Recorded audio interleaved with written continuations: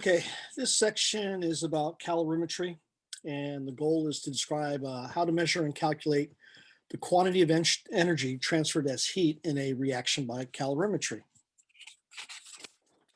So, calorimetry is a method for measuring energy produced or absorbed as heat in a chemical reaction or a physical change. There are two basic types of calorimetry discussed in this book. One is called constant pressure calorimetry. And so this is calorimetry done at a constant pressure, which would be like atmospheric pressure. So this is the kind of chemistry that we normally do in class. There is no high pressure or low pressure that we're doing this in. We're not doing it in a container or a vacuum. And this measures a change in enthalpy. Now, the sum of the Q's in this reaction are equal to zero. So the sum of the heat changes equals zero. This is the law of the conservation of energy. Constant volume calorimetry means that the volume doesn't change, so work is zero. This is also called bomb calorimetry because when you do this at a constant volume, you normally develop huge pressures. And when you have a huge pressure in a sealed container, it's essentially a bomb. That's why they call it bomb calorimetry. And this measures the change in internal energy. Remember, where the change of internal energy is equal to Q plus work. Here, work is zero, so we're just measuring all the heat is essentially the change in internal energy.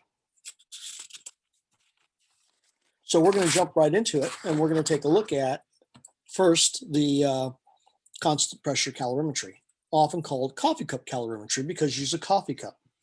So in this system, you're studying the system and the surroundings, and you want to put this in a styrofoam coffee cup so that the styrofoam coffee cup essentially does not absorb any energy or give any energy. Okay, so here we place 0.0500 grams of magnesium chips in a coffee cup calorimeter, then add 100 milliliters of 1.00 molar hydrochloric acid. The reaction occurs as follows. So the magnesium reacts with the hydrochloric acid to make hydrogen gas and magnesium chloride. The temperature of the solution increases from 22.21 degrees Celsius to 24.46 degrees Celsius. What is the enthalpy change for the reaction per mole of magnesium? Assume the specific heat capacity of the solution is 4.20 joules per gram per Kelvin. The density of the HCl solution is 1 gram per milliliter, and that no energy as heat is lost to the surroundings. That is to say, no energy is lost to the coffee cup. So let's take a look at what I have here. I have a little drawing of what's going on. I need to fix this right here. So here we have a mass of 0.0500 grams of magnesium in our coffee cup. We add 100 milliliters of 1.00 molar HCl, and the magnesium bubbles. These bubbles are the hydrogen gas coming off of it. And we have that the initial temperature is 22.21 degrees Celsius, or 295.36 Kelvin. And here we have that the final temp is 24.46 degrees Celsius, or 297.61 K. The specific heat capacity of the solution is 4.20 joules per gram per K, and the density of the HCl solution is 1.00 grams per milliliter. Okay, so what we want to do here is we want to figure out what the specific heat capacity is, or what is the enthalpy change per mole of magnesium. So I'm going to push this back up here. What is the enthalpy change for the reaction per mole of magnesium? So we want to get the change of enthalpy of the reaction per mole of magnesium. So that means we're going to need two things. We need the change in enthalpy of the reaction, and we need the moles of magnesium. So those two things. Let's start with the easier one first, the moles of magnesium. Well, that's going to be 0.0500 grams of magnesium times 1 mole of magnesium per 24.31 grams of magnesium. So we'll pull out our trusty calculator, find out what we get. You can see clearly that the number is going to be less than 0.05 because we're dividing 24 into it. And I would suspect it's going to be less than 0.005 because we're not dividing by 10, we're dividing by 24. So I'm expecting a number like 0.002 or something like that. Okay, 0.0500 divided by 24.31, and we get 0.0020, three significant figures, 6 mole of magnesium. So how do we calculate the change in enthalpy? For the change in enthalpy, what we're going to do is we're going to calculate the enthalpy change for the solution. And for that, we're going to use Q equals Cm delta T. Since this is at constant pressure, we can use this formula here for delta H, and Q and delta H are the same thing here. So the specific heat capacity is 4.20 joules per gram Kelvin. The mass of the solution, well, the mass, according to this, is going to be 100 milliliters times 1.00 grams per milliliter.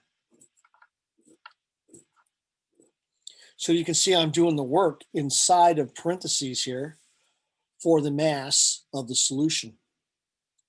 And then the change in temp, we have a final temp of 297.61 K, an initial temp of 295.36 K. So roughly speaking, 4.2 times 100 is 420. The difference here looks to me like it's going to be about 2.4 or thereabouts. So 2.4 times 420 is going to put this at around 1,000 or a little more. So let's see what we get. 4.20 times 100 times 297.61 minus 295.36. And we get 945. Let's see, what are the units? K cancels with these two Ks. Milliliter cancels with this milliliters. Grams cancels with that grams, so joules. So here's how we calculate the change in enthalpy per mole of magnesium. So to finish this off, we would write that the change in enthalpy per mole of magnesium would be equal to 945 joules. So that's the enthalpy change. And we have 0.00206 mole of magnesium. And I'm going to look at the problem again. And let's see. Well, they don't tell us to put this in kilojoules or anything like that, so we can just finish this. Looks like I'm going to want to use scientific notation for my answer, though.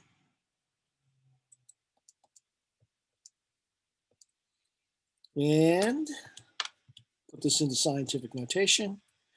We get 4.59 times 10 to the 5 joules per mole. And there's your answer. So we really have to do this in 3 parts. Here's one part, here's the second part, and here's the third part. And there's your answer. So that is a constant volume calorimetry, also called coffee cup calorimetry. And there's the drawing, and you saw the solution.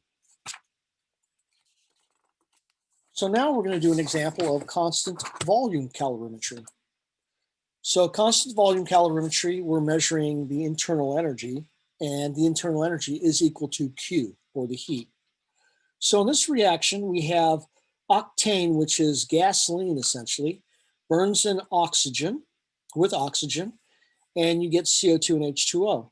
And we're burning a 1 gram sample in a constant volume calorimeter that is shown in the figure. And this is essentially the figure. This is our constant volume calorimeter. This box right here that I'm pointing at is a very thick steel-walled container. And it's a very thick steel-walled container so that when you build up pressure inside of here, its shape does not change. And if its shape does not change, its volume does not change. And if its volume does not change, no work is done. So what do you call a very thick-walled container under high pressure? It's a bomb. So here we have our 1 gram of octane with excess oxygen, and we're going to combust it. Now I'm going to show you another image of this from the internet. So let me change my share here. And here we go. So this is another drawing of a constant volume calorimeter. So here you can see that the steel-walled container is right here. It's kind of this beige colored instrument. And these 2 wires leading to it are just a way for you to ignite the sample. Here we have a thermometer, and over here we have a paddle attached to a motor to keep the water stirring. Now this container is immersed in water, and in this water, this whole container is immersed in a insulated container. So I'm going to go back to the previous share and show you my simpler drawing. So in this drawing, this is the thick-walled steel container with the reactants. Here's your stirring paddle. Here's your thermometer. Here's your insulated container, and here's the water that the bomb is in. So the way this works is that you will measure the temperature of this water beforehand and afterwards, and you will burn this material in here, whatever material you put in there. Most bomb calorimeters are designed for 1 gram of material, plus or minus. So you could use 0.42 grams or 1.2 grams, but thereabouts. And of course, you measure the mass that you use always. When this ignites and it combusts, energy is released to the water. And so when the water warms up, you can measure the amount of energy it absorbs. But energy is also released to the propeller, the thermometer, and to the insulated container. And you have to have a way to measure that also. So what you need is something called a bomb calorimeter constant. To get a bomb calorimeter constant, you burn a material inside of your bomb where you know the mass and you happen to know how much energy it's going to give. So if you burn something in here where you know how much energy it's going to give off, and if you can calculate the change in temp of the water and find out how much energy it absorbed, the difference between how much energy this gives off and the amount of energy the water absorbed, the difference is the amount of energy that the bomb absorbs. And so basically you can get a bomb calorimeter constant by measuring how much energy that bomb absorbs per gram of material. Okay, so here, when you burn the gasoline, you end up with CO2, H2O, and excess oxygen. And this is going to be a warmer temp. So you can see this bomb calorimeter has gone from 25 degrees Celsius to 33.20 degrees Celsius. I'm going to be honest with you. This is quite a substantial increase in temp. Whenever I've done this demonstration, the increase in temp has always been around 2 or 3 degrees Celsius. And this is a jump of 8.20 degrees Celsius. That's a big jump.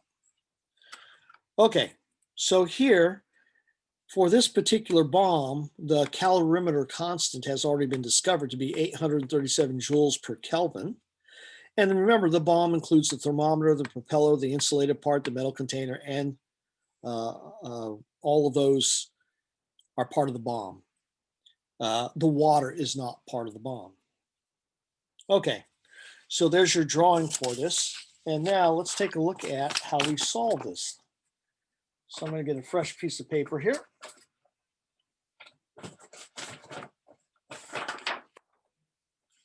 All right, and I'm going to move this on up, and you can see the balanced reaction.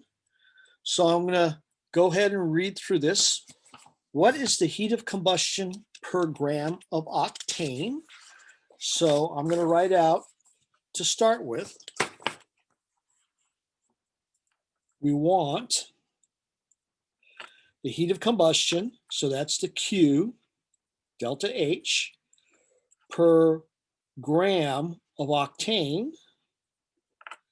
So that means we're going to need two things. We need delta H for the reaction. And remember, that's the heat of the reaction, Q. And we need the grams of octane. Okay, so for the grams of octane, it's equal to 1.00 grams. So we're already there. So how do we get the change in enthalpy for the reaction? Well, remember the first law of thermodynamics states that you cannot create energy or destroy energy. You can just move it around. And the first law can be summed into this particular equation. The sum of the energy changes in a system and surroundings will be equal to 0. So here we have the Q of the thermometer plus the Q of the paddle plus the Q of the insulated container plus the Q of the bomb, the metal part of the bomb, plus the Q of the water,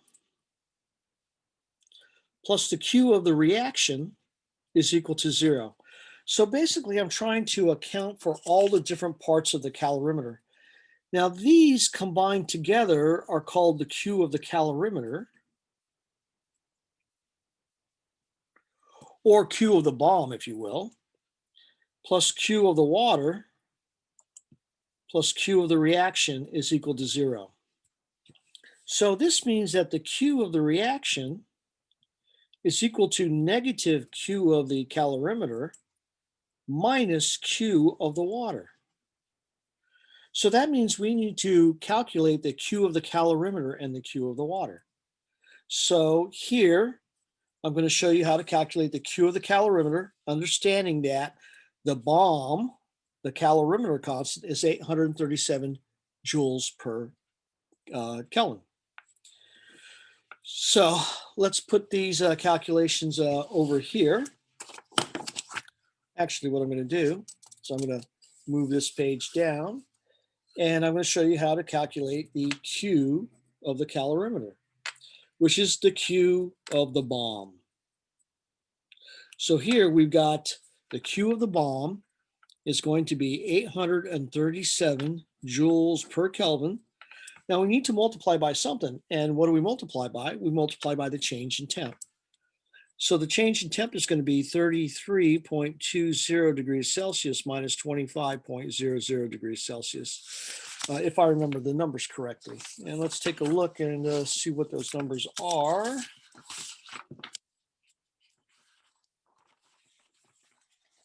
And there we go. 32.20 and 25.00. Okay. Now, remember, we can say that this is degrees Celsius because for these calorimetry problems, degrees Celsius and Kelvin are the same because it's really a change in temp.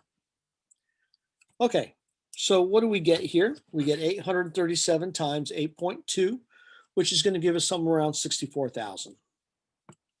So 837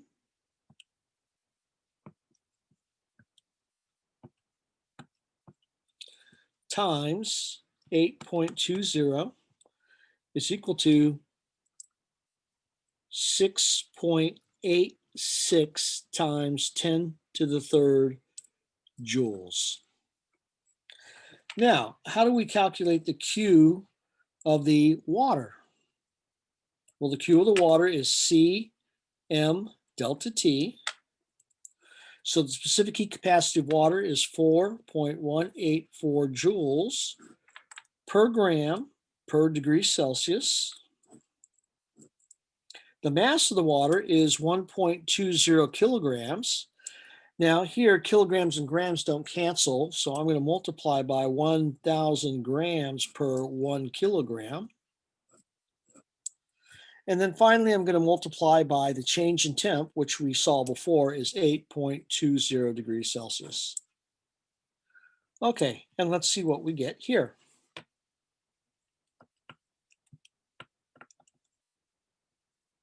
It's going to be a big number.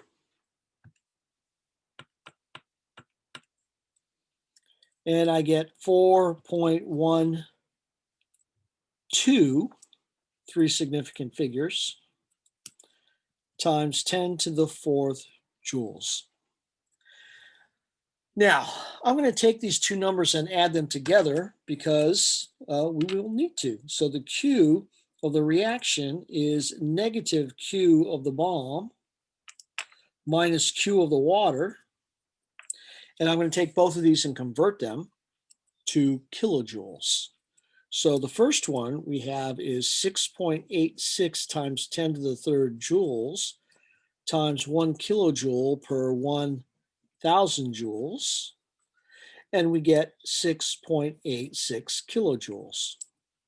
And 4.12 times 10 to the 4th joules converted to kilojoules gives me 41.2 kilojoules. Now, you notice when I converted these, I showed the work. And on a test, I expect that. If you don't do it, you're going to lose points. So here we have that the Q of the calorimeter, or the bomb, is 68 or 6.86 kilojoules. So that's minus 6.86 kilojoules here because we have to do the negative of that. And then minus for the water, 41.2 kilojoules. When we add these together, let's see what we get.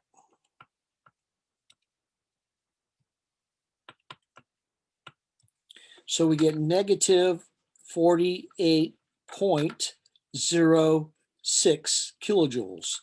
Now this is good to the 10th, this is good to the 100th. So what is this good to? It's good to the 10th. So we need to round and we get minus 48.1 kilojoules. And that's the Q of the reaction. Now remember, we're supposed to get it per gram. So if we want to do this per gram,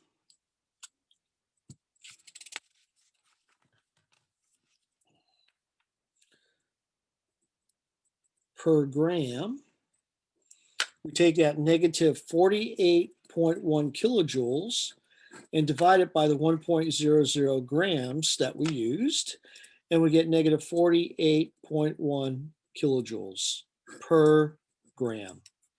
So that means every gram that we burn will give us 48.1 kilojoules. And when I say give, negative means exothermic, it releases. Okay, but we're not finished. I got to find a question here. So here's the question. What is the heat of combustion per mole of octane? So that's the other part that we need. Per mole. So octane has the formula C8H18, which means that its molar mass is going to be 8 times 12.01 grams plus 18 times 1.01 grams. 8 times 12.01 is, 96.08 grams. And 18 times 1.01 is 18.18 grams. And when we sum these, we're going to get 18 and 8 is what? 24? 26. So 26 grams. And 18 plus 96 is going to be what? Not 116, but 114. So the molar mass of this is 114.26 grams, or another way to say that is 1 mole is 114.26 grams. So to convert this value to per mole, we would take our minus 48.1 kilojoules per gram and multiply by 114.26 grams per 1 mole. Okay, so I'm going to multiply that number times 114.26, and we get 5.49 times 10 to the third kilojoules per mole. And that is your constant volume calorimetry. Thank you for listening, and hope you learned something.